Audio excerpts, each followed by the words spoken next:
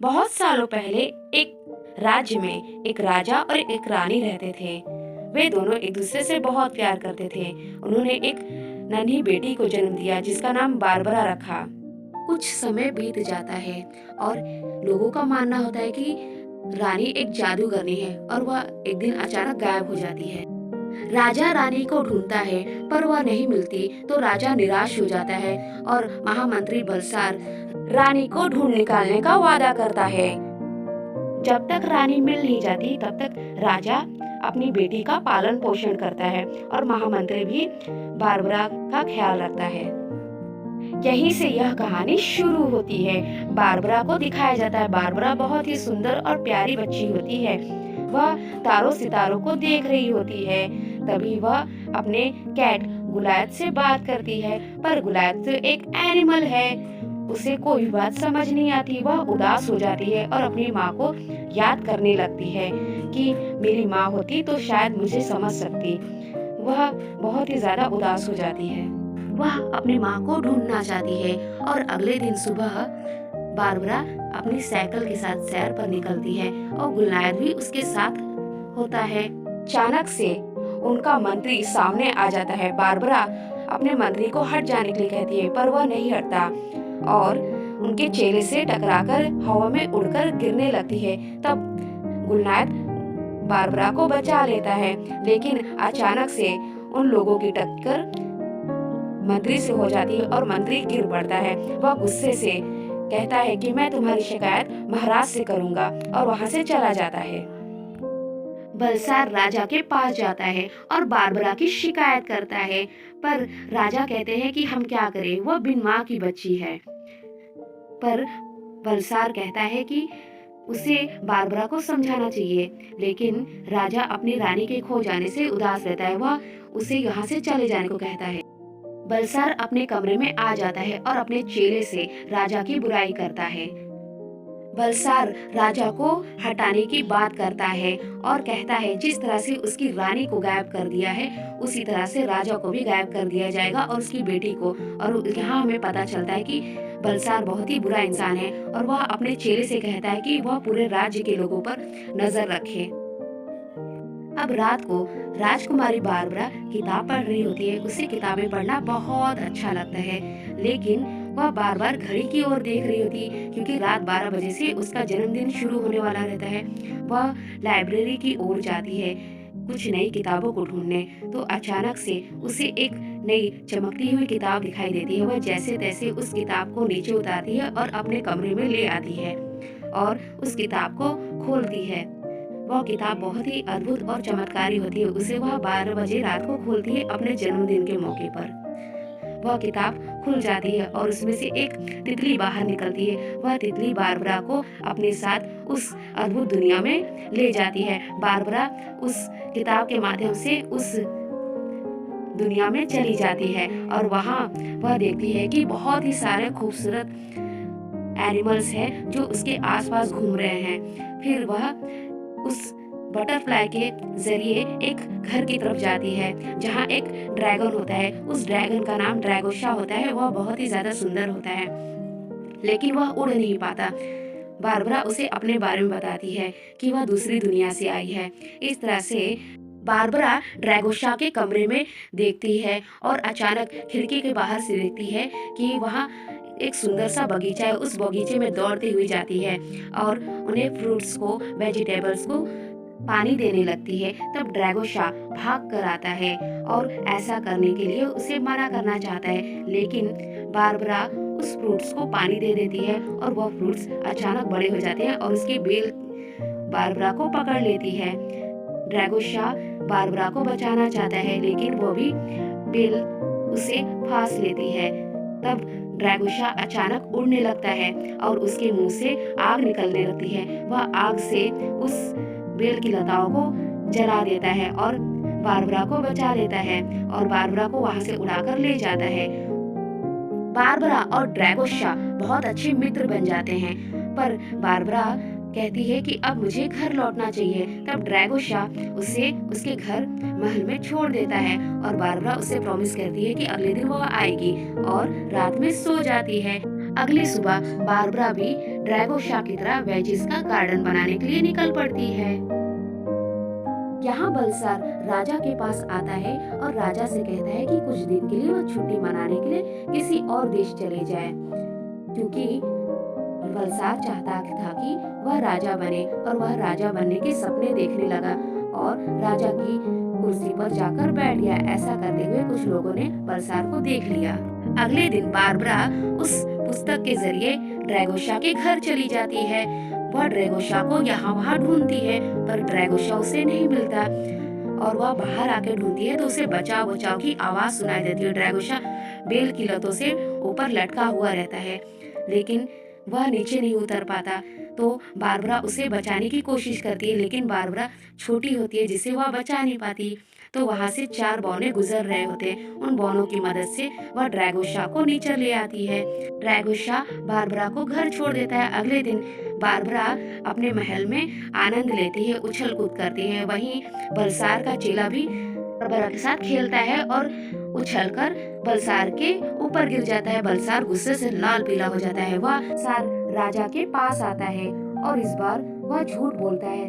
कहता है कि दूसरी राज्य की सेना हमारे राज्य पर आक्रमण कर दी है और आपको वहां जाना चाहिए, लेकिन राजा युद्ध करने से मना कर देता है और गुलनैद से कहता है कि मैंने भी किस आदमी को अपना मंत्री बना लिया।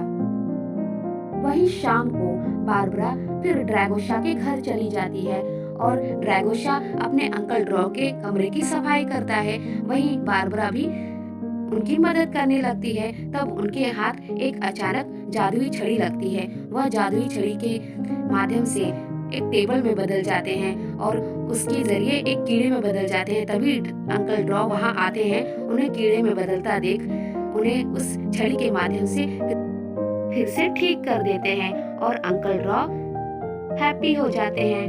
बारबरा अपने घर वापस आ जाती है और शाम को फिर से वह उस पुस्तक के जरिए ड्रैगोशा के घर वापस चली जाती है। हाँ, वो देखती है कि अंकल ड्रॉ बहुत ही ज्यादा गुस्से में है, क्योंकि उनकी जादुई आईना कहीं गुम हो गया है।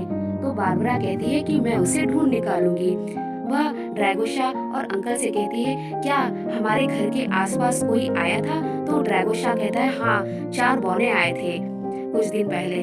तो बारबरा अपनी चालाकी से उन बौनों से आईने के बारे में पता लगाती है।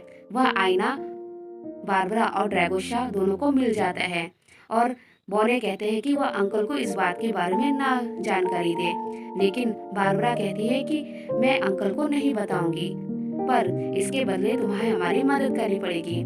जब भी हमारी जरूरत पड़े तो तुम्हें हाजिर होना पड़ेगा। और वह आईना अंकल ड्रॉ को वापस मिल जाता है। बारबरा रोज की तरह अपने घर वापस आ जाती है और गुलनैद को ढूंढ रही होती है, पर बलसार को आते देख वह छिप जाती है और देखती है कि उसके पास वही जादुई आईना है। वह सोचने लगती है कि ऐसे ही आईना ड्रैगोशा अंकल के पास है।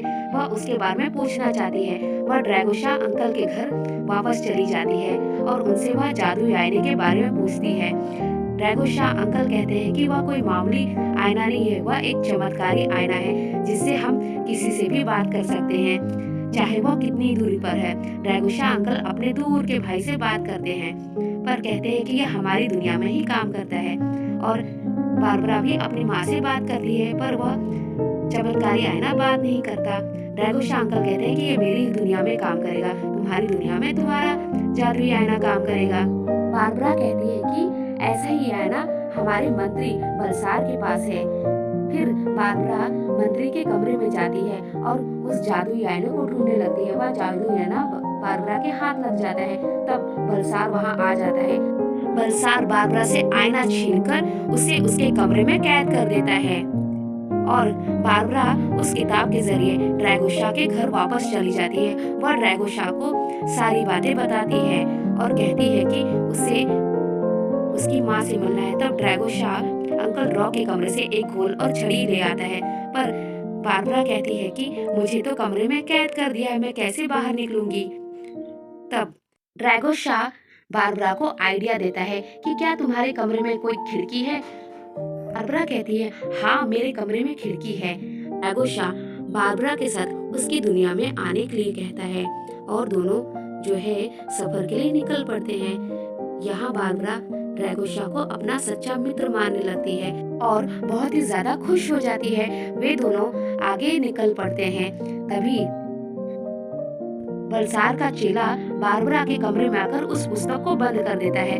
बारबरा देखती है कि वापस जाने का रास्ता बंद हो गया है और वह रोने लगती है। पर कहीं से गुलात आ जाता है और उस पुस्तक को खोल देता है। वापस जाने का दरवाजा फिर से खुल जाता है। ड्रैगोशा और बारबरा अपनी दुनिया में वापस आते हैं, लेकिन ड्रैगोशा नहीं आ पाता। तब बारबरा ड्रैगोशा का हाथ पकड़कर खींचती है, जिससे वह अपनी दुनिया में वापस आ जाते हैं। यहाँ राजा बलसार को अपने पास बुलाता है और वहाँ वे लोग मौजूद होते हैं जो बलसार को राजा के सिंहासन पर बैठे देखते हैं। राजा बलसार को सूटकेस बंद करने को कहता है। ड्रैगोशा और बारबरा बलसार के कमरे की ओर जाते हैं और बलसार का दरवाजा खोलते हैं। जादुई चीजों से उसका कमरा भरा होता और वहाँ बारबरा को बहुत सारी चुनौतियों का सामना करना पड़ा और ऐसा करने पर वे आगे बढ़ते हैं और एक गड्ढे में जाकर गिर जाते हैं। वहाँ 4 बौने आते हैं और कहते हैं कि यहाँ बहुत ही सीक्रेट रास्ता है जो हमें पता है। यहाँ से हम आते और जाते हैं और एक सीढ़ी के जरिए बारबरा और ड्रैगोशा को बाहर निकालते हैं। बारबरा को सामने जादुई आईना दिखाई देता है। अपनी माँ के बारे में पूछती है, पर वह जादुई आईना कोई भी उत्तर नहीं देता। तब ड्रैगोशा उस घोल को जादुई आईने में डालने को कहता है। बारबरा यही काम करती है, उस घोल को जादुई आईने पर डालती है। वह अपनी माँ को जादुई आईने में देखती है और उसकी माँ कहती है कि वह बहुत जल्द उसके पास आएगी, पर यह बात वह किसी से ना बताए। दूसरी तरफ राजा को मंत्री के गंदे कारनामों के बारे में पता चल जाता है और वह मंत्री को और उसके चेले को राज्य से निष्कासित कर देता है। सब बहुत खुश हो जाते हैं। राजा और बारबरा दोनों आपस में मिल जाते हैं। ड्रैगोशा बारबरा से कहता है कि वह अपनी दुनिया में वापस जाना चाहता है, पर रोज उससे मिलने का वादा करता है। और यहाँ रानी घर वापस आ जाती है। रानी से मिलकर, अपनी माँ से मिलकर बहुत ज्यादा खुश हो जाती है और बारबरा पूछती है, माँ अब तक तुम कहाँ थी? रानी कहती है, बेटा एक दिन समय आने पर मैं तुम्हें जरूर बताऊंगी कि मैं अब तक कहाँ थी। और राजा, रानी और बारबरा आपस में मिलते हैं। वे तीनों बहुत ही ज्यादा खुश होते हैं और अपने राज्य महल में रहने लगते हैं। यही कहानी समाप्त होती है। Thank you.